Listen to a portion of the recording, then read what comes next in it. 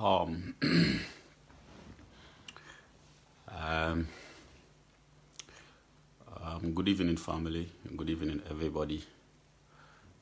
Good evening, friends. Um, Something just bothered me today. It really bothered me today, and I decided to share it with family and friends. Uh, you know, um, I was watching a video. I was watching a video about our people in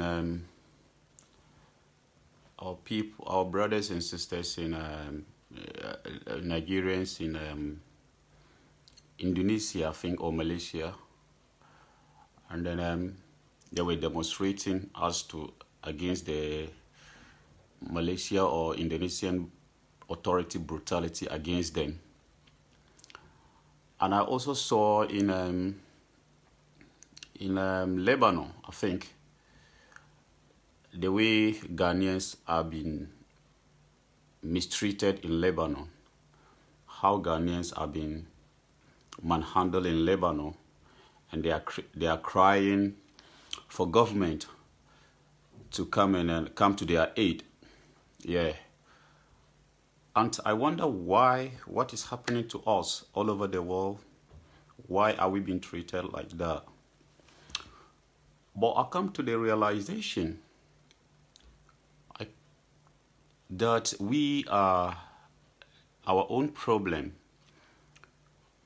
We are the cause of our own problems. And it's about time we try to correct the mistakes of the past or the mistakes of our forefathers. Why am I saying that? I'm saying that because today I went for shopping just down here, just a walking distance from my house. And on my way coming back, I was following this lady and a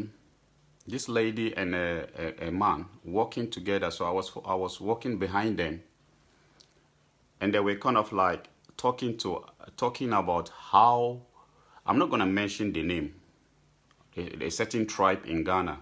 They were Ghanaians, and they were talking about how they hate and how they don't like this particular tribe in Ghana or group of people in Ghana.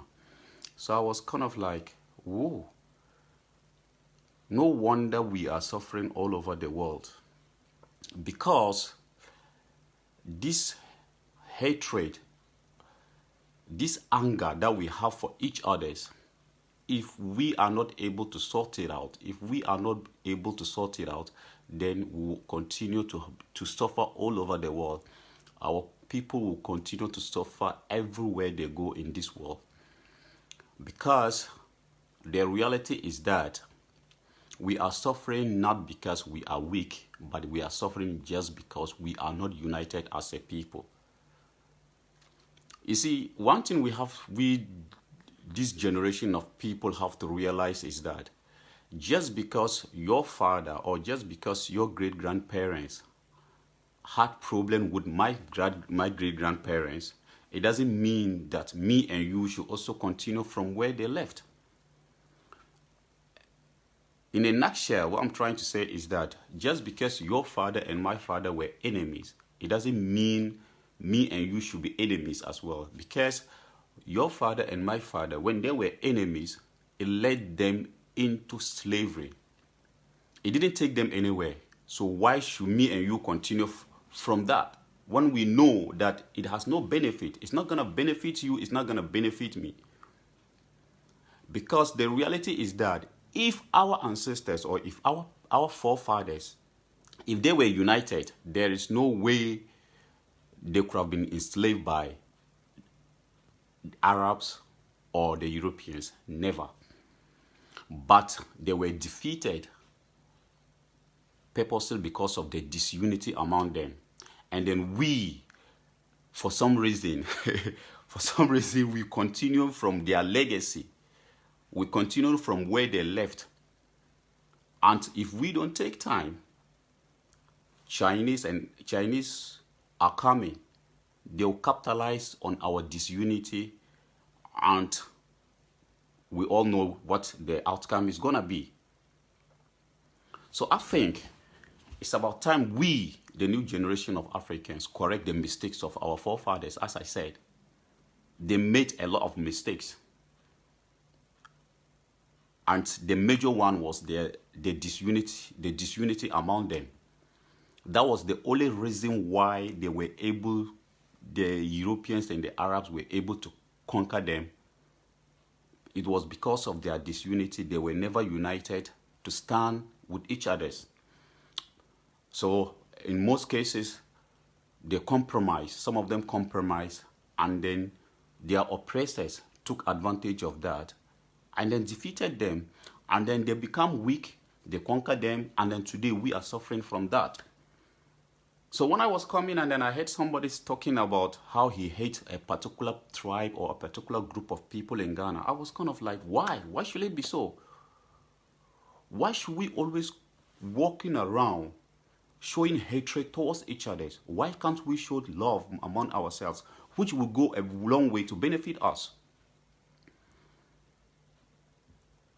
What our ancestors or our forefathers didn't help us, and then we shouldn't continue that legacy, because it's not going to help our children and our children's children. As I said, we cannot deny the fact that some of our ancestors compromised with the Europeans. That is the reason why we become slaves. That is the reason why they were able to colonize us. Because just come to think of it, if the entire West Africa or the entire Africa has united against colonialism, I don't think we could have been defeated. I don't think we could have been colonized. But because we couldn't unite against those who sit down and plan and divide Africa among themselves, because we couldn't unite, and they came with a strategy, divide and conquer. They use that, and they get what they want. They get through. So today, we, the new generation of Africans, we have to put it aside. We don't have to continue from that legacy. We have to see each other as one people. One good thing about Africa is that we are a very diverse continent. Diversity is so huge in Africa. We are diverse in Africa, but one thing that is uniting us is our culture. We speak more than 2,000 languages, but our culture, the similarities in our culture tell us that we are one people. So for somebody to be walking on the street, I was so honestly disheartened. For somebody to be walking on the street, or for some people to be walking on the street, and they had the confidence to talk about how a man, the way they hate one group of people in our society just because of their tribal differences. I was like, whoa, what a minute. No wonder our people are suffering everywhere in the world because of the disunity among us. So if we, the new generation of